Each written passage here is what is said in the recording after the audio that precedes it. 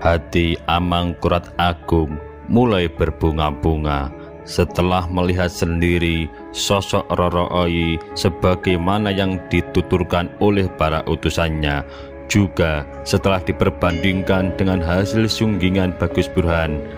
Penampilannya tak jauh beda dengan gambar yang ditunjukkan kepadanya. Hanya saja Putri Ngabehi Mangunjaya saat datang menghadapnya mengenakan pakaian yang berbeda. Rupanya sebelum datang ke Paseban Dalem, dia telah didandani sedemikian rupa agar kecantikannya terpancar dengan sempurna. Kini tidak lagi mengenakan kain Cina seperti yang ada pada hasil sunggingan Bagus Burhan. Roro Oyi datang dengan mengenakan busana beludru biru tua berenda benang emas di ujungnya. Kain bahannya adalah batik parang kencono. Kain gelap yang dikenakan begitu kontras dengan warna kulitnya yang bagaikan gading gajah. Rambutnya pun disanggul begitu rapi, keningnya tampak membulat karena tidak lagi tertutup oleh rambut panjang. Polesan gincu semakin memerahkan bibirnya yang sudah merah. Sekujur muka telah diberi bedak, meski tak juga dapat menutupi pipinya yang kemerahan. Alis pun telah diperjelas dengan penghitam sehingga semakin menampakkan rembulan di awal bulan. Matanya memancarkan sinar keremajaan, meskipun saat itu dia terus menundukkan kepala bertumpu pada lehernya yang jenjang. Aroma wangi di sekujur tubuhnya pun membangkitkan gairah kemudaan. Kini kecantikan Roro Oyi begitu terpancar dengan tampilan yang semakin menawan hati. Kedewasaannya begitu tampak dengan riasan yang begitu anggun. Penampilannya sanggup menutupi umur yang sebenarnya. Amangkurat Agung memperhatikan gadis remaja itu dari ujung kaki hingga ujung rambutnya. Hatinya berdebar-debar menyaksikan keayuan Roro Oyi. Jiwa mudanya mulai tumbuh kembali. Ingatannya melayang pada sosok seorang sinden yang duduk dengan anggun di sebelah deretan wayang kulit saat Ki Panjang Mas mendalang puluhan tahun yang lalu. Setidaknya kemolekan paras, tinggi badan, dan kebersihan tubuh Roro Oyi tak jauh berbeda dengan Ratu Truntum. Begitulah gadis ayu yang bernama Roro Oyi itu diperbandingkan dengan mendiang Ratu Truntum. Namun Amangkurat Agung masih dapat mengendalikan diri, apalagi mengingat usia Roro Oyi yang tak jauh beda dengan anak perempuan dan istri selirnya. Saat datang menghadap, Roro Oyi mampu membuat hati sang raja bergetar. Saat datang menghadap, Roro Oyi diantarkan oleh sang ibu. Kemudian atas perkenan sang raja, keluarga Ngabehi Mangunjaya itu ditempatkan di dalam Wirorejan. Mereka berdua beserta inang pengasuhnya untuk sementara waktu dititipkan kepada Ngabehi Wirorejo yang diperintahkan untuk menjaga, mengurus, mengasuh dan merawatnya. Saat itu pula disepakati bahwa sang raja akan mempersunting Roro Oyi 2 tahun kemudian. Dalam masa pingitan itu diharapkan Roro Oyi akan belajar tentang tata krama dan segala hal tentang kebiasaan yang dilakukan sebagai seorang putri keraton. Nyai Wirorejo lah yang dipercaya untuk mengasuh dan membimbing agar kelak putri keturunan Cina itu dapat menjadi putri keraton yang membuat senang dan bangga sang raja. Sebagai seorang putri yang harus patuh kepada perintah orang tua dan rajanya, maka Roro Oyi pun menuruti saja kemauan semua orang itu. Padahal hatinya masihlah hati seorang anak-anak yang menginginkan bermain sesuka hati. Rupanya takdir membawa dirinya agar segera menjadi dewasa dan menyelami kehidupan orang-orang dewasa yang sebetulnya belum ia kehendaki. Selanjutnya, hari-hari pun dilalui Roro Oyi sebagai gadis pingitan di dalam Wirorejan. Membatik, menari, dan merias diri adalah kegiatan sehari-hari yang diajarkan oleh Nyai Wirorejo.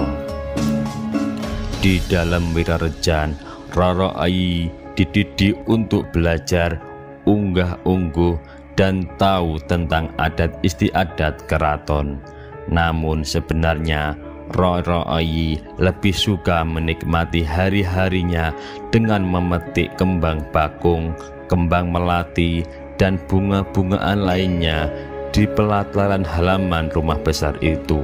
Terkadang dia pun lebih suka bermain masak-memasak dibandingkan memasak sungguhan, sebagaimana yang senantiasa dilatihkan oleh Nyai Wirorejo agar kelak dirinya dapat menjadi seorang istri yang pandai olah dapur.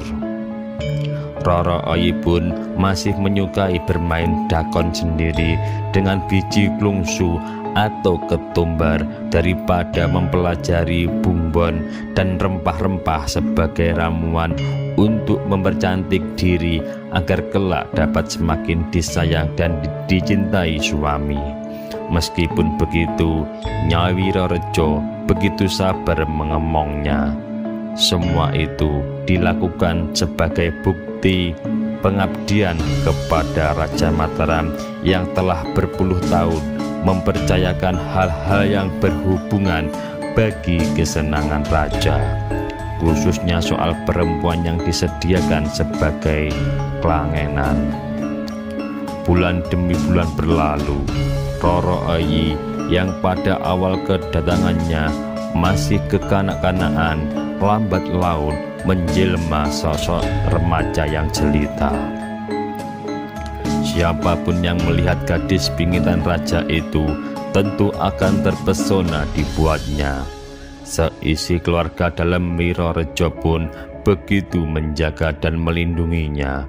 Perlakuan terhadap Roro Oyi melebihi perlakuan terhadap anak mereka sendiri. Apalagi setelah gadis itu berani ditinggal sendiri dan merelakan sang ibu yang harus kembali pulang ke Banyuwangi.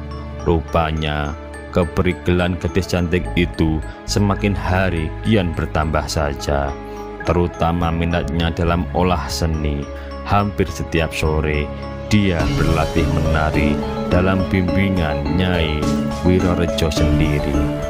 Pada malam harinya dia pun tekun berlatih olah tembang Jawa Majapahit, melantunkan kidung-kidung persembahan yang dialunkan dalam irama lagu yang merdu. Suara yang keluar dari bibir tipisnya begitu membuat bangga sang pelatih. Apalagi jika dia mulai melakukan tembang-tembang Asmarandono, suaranya seperti sedang merayu-rayu ketika menekankan kata-kata yang penuh dengan pujian dan kasih sayang. Hasil membatiknya pun semakin hari bertambah baik dan halus.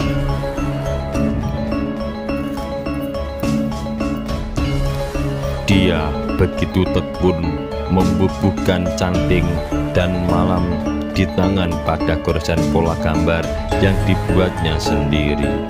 Tangannya begitu luas saat menggoreskan canting batiknya pada kain putih di depannya.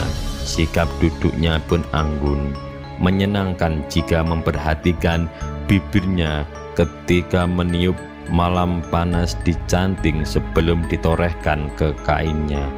Apalagi jika melihat lengannya yang terbuka, bahunya bagaikan timbangan trajumas, menekuk ke bawah dan lebar, mulus dan bersih, sehingga lelaki muda yang melihat tentu berhasrat untuk menyentuh dan mengelusnya.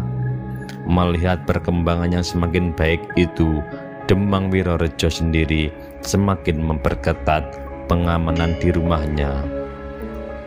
Semua tamu yang datang akan senantiasa ditanyakan maksud dan tujuan kedatangannya. Semua itu dilakukan demi menjaga anak pingitan yang menjadi tanggung jawabnya.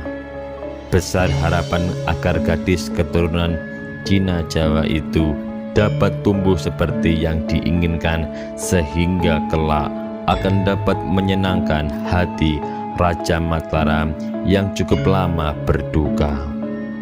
Seringkali pasangan suami istri yang sudah cukup lama dipercaya oleh raja itu mengamati gerak-gerik dan perilaku anak asuhnya yang tumbuh berbeda dengan gadis kebanyakan. Demang Wirorejo pun berdecak kagum karena katuranggan anak asuhnya itu memiliki pancaran wibawa yang cukup besar. Dia percaya dengan apa yang disampaikan oleh bini sepuh istana, bahwa dengan lantaran Putri Ngabehi Mangunjaya itu mendung gelap yang cukup lama menyelimuti hati Amangkarat Agung dapat pudar.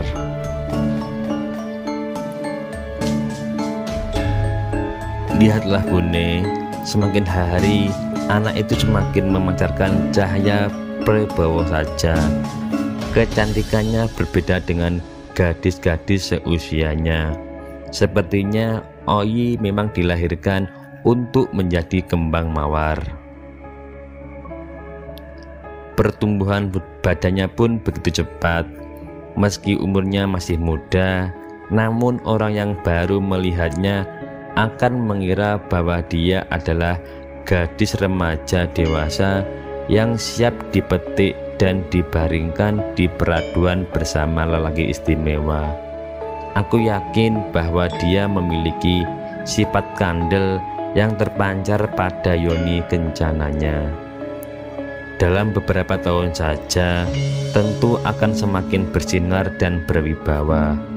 Tindak tanduknya renes dan luwes. Adek-adeknya tentu tak kalah dengan Roro Jonggrang, Ken Dedes, atau Ratu Kencana Wungu. Puji Ki Demang berdecak kagum saat memperhatikan sang anak asuh sedang tekun dengan pekerjaan membatiknya. Ya, semoga saja kita dapat menjalankan tugas ini dengan baik, Pak Ne. Mudah-mudahan gadis itu semakin bertambah saja keperigelannya, sehingga ketika Sinihun Dalem datang untuk mengambilnya, hatinya begitu puas. Memang Roro itu berbeda dengan gadis-gadis seumurannya. Dia lebih cepat dewasa dan matang. Andai saja tak ada aral melintang, tentu kelak pada suatu saat dia akan menjadi putri keraton yang disegani. Semoga saja dia akan dapat menjadi garwa kinasih Amangkarat Agung agar dapat melupakan Ratu Masdrontum Swargi, dan semoga saja dia dapat mengambil hatinya. Memang harus sabar untuk melatihnya agar dapat menjadi putri keraton yang neng semak keati. Ucap Nyai Demang mengiyakan perkataan sang suami.